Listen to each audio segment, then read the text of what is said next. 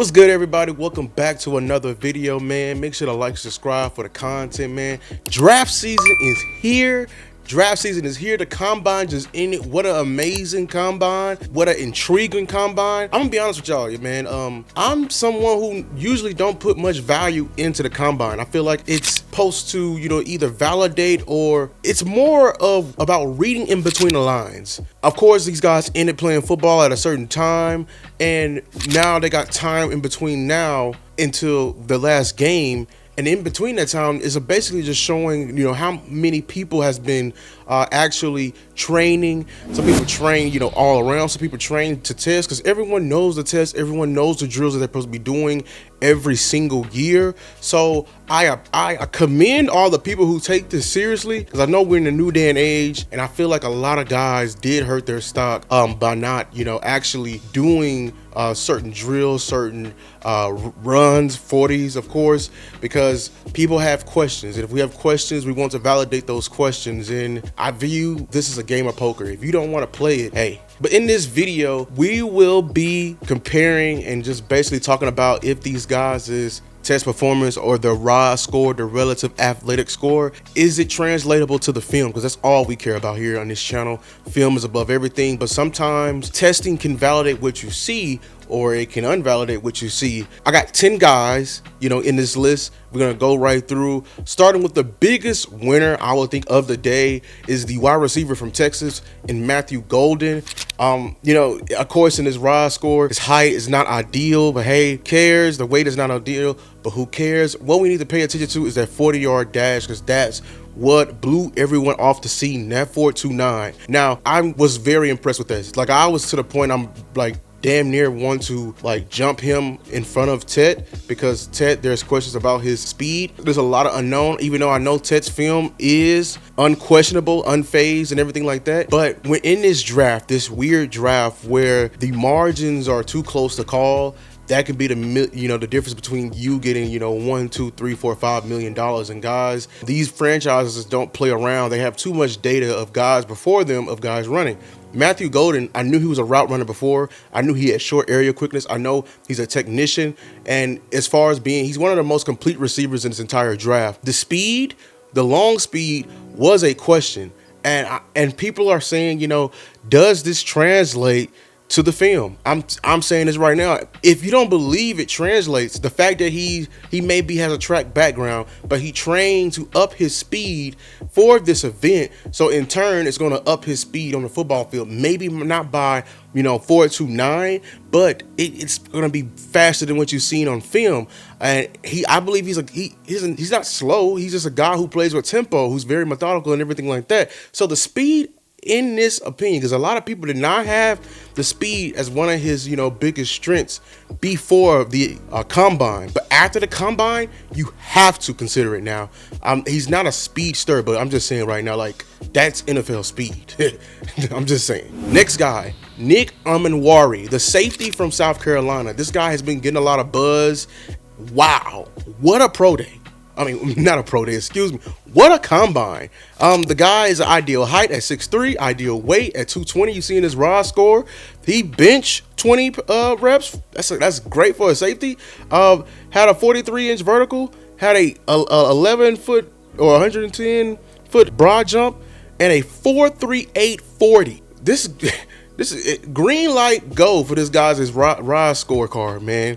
The film, people are saying, and what I'm seeing on film, I mean, this a guy with instincts, a guy with size, and with that, athleticism, the activity within the back, him roaming, I see the motor, with it. I think this score translates to the film. I honestly does, because he's an athletic specimen. The only thing is, at the next level, can he control and harness that from a mental standpoint and know when and where to use his athleticism? It's about picking your spots and about attacking at the correct rate. So, but as far as a stock up, I feel like this is a stock up in my opinion. Already a safety position, I don't want to say it's scarce and thin, but when we first started the thing, it was just Malachi Starks, and I feel like the gap has definitely closed. You still got Xavier Watts in that group. There's still more guys you got in that group, but I'm just saying right there, Nick Emmanwori for a day 2, day 3 guy. Definitely gonna probably be day 2 right now. I feel like this is gonna be a name we're gonna hear, later in the years. Is one of those picks we go back to and we're gonna pull up this ROS card, man. I feel like his ROS score translates to the film. Here's another winner, man. Omarion Hampton. Hey, shout out to Jay Tuck, man. Got some of the merch. Make sure you follow CFO Sports. He was out there for the draft. He did a video. He posted on Twitter. The guy was looking like Hulk compared to the other Avengers when he was standing next to the running backs. He was a tank. He was completely more physically built, probably the most physically gifted built running back at the combine. And when I tell you, yes, this is the fastest running back class that we've seen in a while, but the fact that he did this at his size, which is 5'11", 221, at his weight, he ran a 4.48. That is very impressive for him being able to carry that size and speed, and he had a great vertical and a great broad jump. The athleticism, I'm seeing explosion on this card, and I see it on film. This guy has the explosion. He can get out of it. He loves the power run scheme, loves to get downhill. That 4.48, now we're seeing why guys is struggling to tackle this guy, especially when he gets a head of steam. Fall Forward University is this running back here, and just imagine like his yards per attempt or yards per carry is going to be high automatic, or yards after contact it's going to be high. He's going to, at least as a floor running back, be a guy who's going to be able to move the power and definitely be a short yardage king, but he has the long speed to even run away from you. So that's freakish right there. The shuttle drill is what I've seen. He's not very elusive back, so this 4.4 and it being at a low percentile, I can see that because he's not very elusive back. He's pretty much one cut, but if you can see it, he can wiggle out of there. He's still athletic compared to his frame and what we've seen with the combine numbers. The next guy that I would say had a great combine day was Maxwell Hairston, the corner out of Kentucky. Not the ideal size, smaller, undersized, 183, 5'11", but I just want to say this: he ran a 4.28, one of the fastest times in the entire combine. High vertical, high broad jump. He was very feisty. I remember seeing him at the Senior Bowl, especially at the practice. He's a guy who can mirror, runs routes for them, a smart, nicky-nack corner, competitive. And now I know he has a long speed to be able to handle the long developing routes, can carry over routes, can carry drags. I literally tweeted, I said, man, as we were seeing all these DBs runs, I'm like, man, ain't no more over routes and drag routes over the field in the NFL, because these guys are getting faster and they're going to be able to be in position and still be able to be in position to make a tackle. So Maxwell Harrison, his stock is up, and I believe this athleticism we're seeing on his ROS score definitely translates to the film. Next is a guy I feel like has had a sneaky good day, and I believe I'm pretty much inking it for my Cowboys to be on the lookout for him if we go running back in the first round, or is he's there day 2, day 3. I think he's not going to make it past day 2, and that's Jayden Higgins. I thought on film he was a slower receiver. I really did. I thought he was a technical receiver that, value hands, value position, getting in within zones. But seen on his ROS sheet, he's the ideal size, 6'4". I love that for a position receiver as him. 214 pounds, got a 39-inch vertical, good for high pointing, and I'm seeing it on film, good broad jump. But the 40 time, he ran a 4.47. I was very impressed. Almost the same level as impressed I was with Matthew Golden for Jayden Higgins. That is a sneaky good time, a great time that's going to up his stock in the draft. Something to pay attention for. A good day 2 receiver that no one's really talking about, and I'm telling you, got good, great film. It's not flashy film, but he does all the right things, and he has the athletic capabilities to back it up and be able to translate to the next level. So I think this guy's score, is going to translate, and it does translate to the film, man. And then I want to get one of my favorite favorite running backs that I watch film on. I had to get Harvey out of Central Florida. Obviously, he's undersized, 5'8", 205. We knew he was a scat back and everything like that. But the vertical, I'm seeing the broad, I'm seeing the explosion that I saw on film, and ran a 4.4. I feel like, and the 3 was not, the shuttle drill is not as bad as well on film.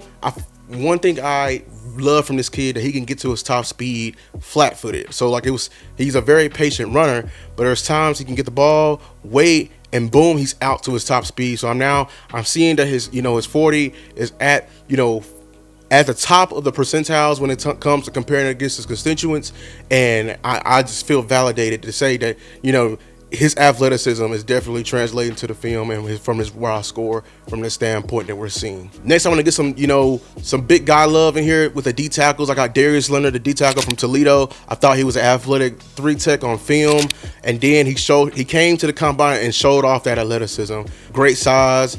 They found him a beat undersized. Like I said, he's a 3-tech. 3-techs are usually lighter than the noses. The bench is just okay as well. It's in that yellow 28. It's a lot more than I saw from other guys. I thought it was clearly stronger from him. So he got some sneaky strength in there. Vertical and broad. That means he's very explosive at that position. And then the most impressive thing, man. This man went out there at his size and ran a 4.85. Might I say, congratulations to these D tackles and these big guys, because I saw a lot. I don't know about y'all, but I saw a lot of sub 540s, more than I've seen in a while. I don't know if that's just me. Put in the comment box. I know there's been more, but usually when you think about big guys, 5'2" is probably like the benchmark, 5'1", 5 flat. But guys were like him, 4'8", 5, 4'8", like, man, that's crazy. So I believe, seeing this, I'm pretty, validated what I saw on film, and I believe it's going to translate well. Proud of this kid, man, and shout out to Darius Alexander from Toledo. And next, I got my pet cat.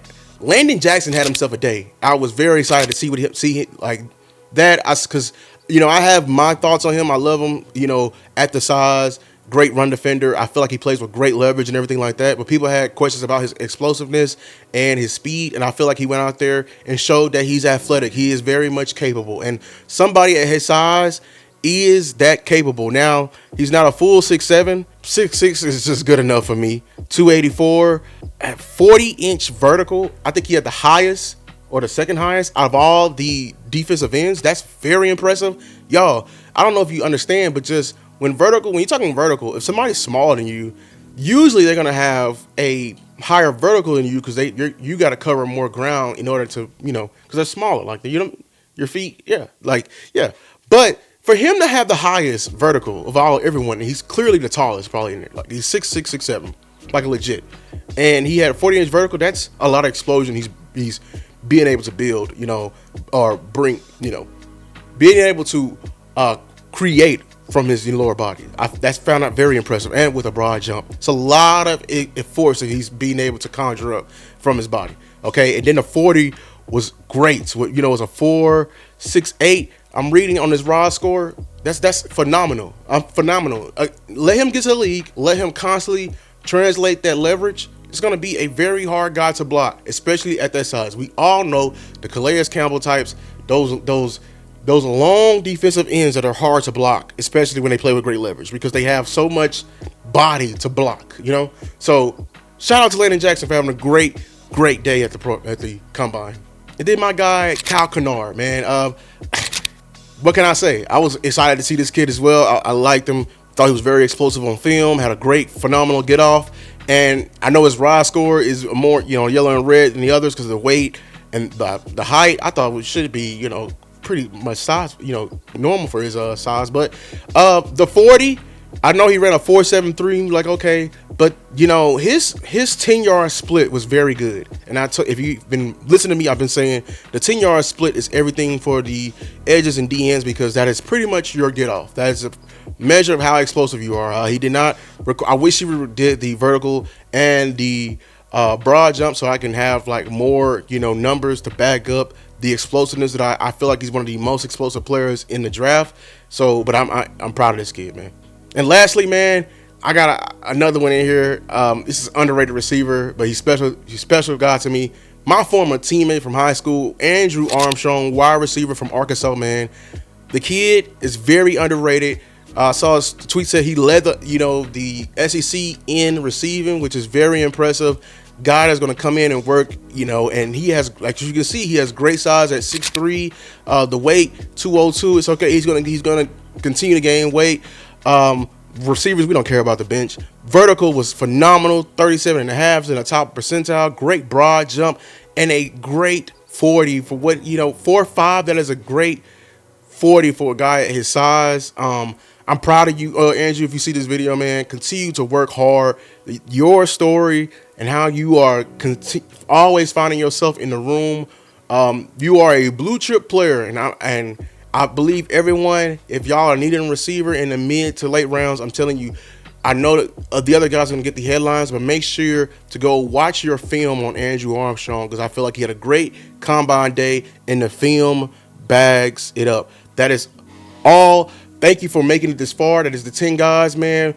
Great process so far. This combine has really, from a Cowboys standpoint, I'm going to be honest with y'all, I'm getting more and more uneasy as we get closer, because there's a lot more things being revealed, a lot more storylines, or a lot more, you know, conclusions that could be drawn from here, good and bad. So we're going to continue to wreck away and continue to work, man. But if you made it this far, make sure to like and subscribe the video, comment down below. Who did you think had a great combine and impressed you? Yeah, until next time, peace.